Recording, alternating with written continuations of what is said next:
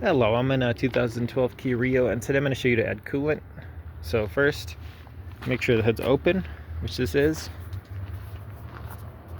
And then there's two spots you can add coolant.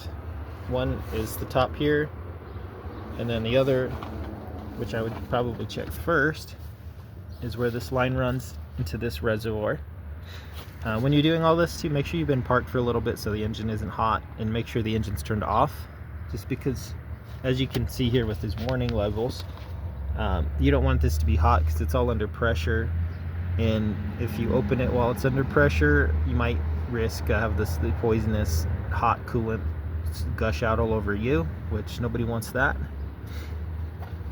But to get in here, you just pop this open, and then you can just pour directly into this till it's to the recommended levels. It's hard to see with the video, but right there is a full line. You don't want to fill this all the way up because it's under pressure when it's in use, and you need some air gap in there, so as it gets hot and kind of bubbles, it's not going to just push this top right off. And then make sure this is pushed on nice and firm. But yeah, just as much as you can, try to fill up around to that full line, and double check all your lines around. Make sure there's no leaks coming out of any of these hoses that you can find. If there is, that's something you need to address. Maybe new fasteners, new lines somewhere if there's leaks. Same with your radiator in the front.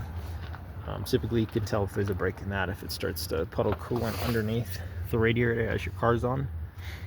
But you can also check in here.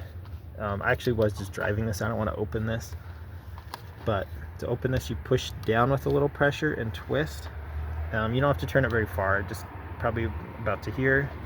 But yeah, push down and twist, and then this will come off. And then you should see coolant in here, but you could add more coolant into this as well if needed. If everything's working properly though, you probably only need to add coolant to this extra kind of overflow reservoir here, because it can pull from that. And then when you're done with this though, obviously make sure it's pushed on and back to tight again, because again, everything's under pressure, so you don't want this to blow off while you're driving. But I hope this was helpful. Hope you have a wonderful day.